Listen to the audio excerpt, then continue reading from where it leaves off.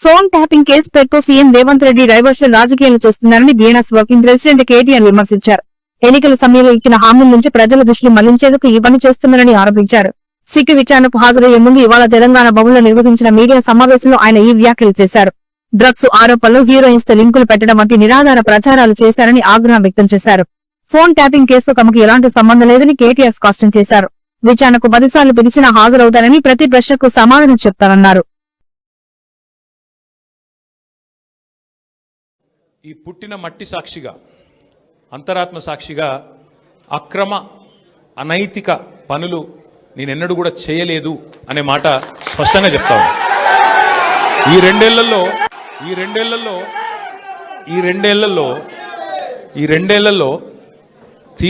తీవ్రంగా, ఈ రెండేళ్లే కాదు, దాదాపు గత 7-8 ఏళ్లుగా తీవ్రమైన క్యారెక్టర్ అసాసినేషన్ ఎఫర్ట్ నా మీద, వ్యక్తిత్వ హననం.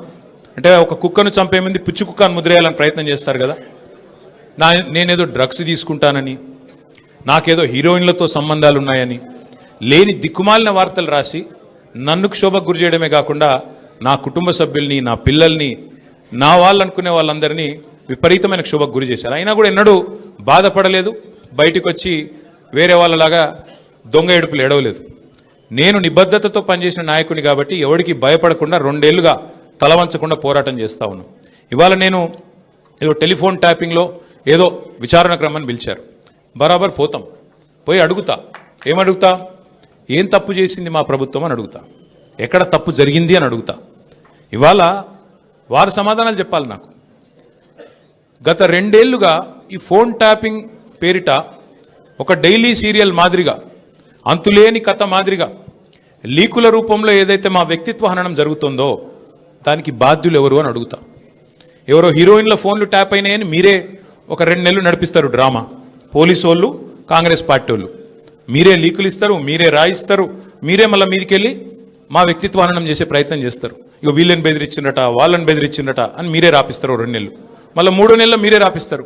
ఏ హీరోయిన్ల ఫోన్ ట్యాప్ కాలేదు, ఎవరిది కాలేదు, అంతా బోగస్, ఇన్ని రోజులు మేము చెప్పిందంతా తూచ్ అని చెప్పి మళ్ళీ మీరే రాయిస్తారు.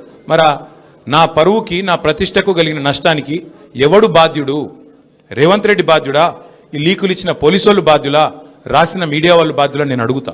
అట్లా ఇంకో మాట కూడా నేను అడుగుతా. ఈరోజు ఇవాళ మీరు ఏ అధికారి అయినా, ఈ రాష్ట్రంలో పోలీస్ అధికారి ఈరోజు రాష్ట్రంలో ఫోన్లు ట్యాప్ జరగడం లేదు అని చెప్తాడా? ముందుకొచ్చి మీ కెమెరా ముందుకొచ్చి చెప్పే ఒక్క పోలీసుడు ఉన్నాడా? డీజీపీ శివధర్ రెడ్డి ముందుకు వస్తాడా? ఐజీ ఇంటెలిజెన్స్ ముందుకు వస్తాడా? కమిషనర్ సజ్జరాన్ ముందుకు వస్తాడా?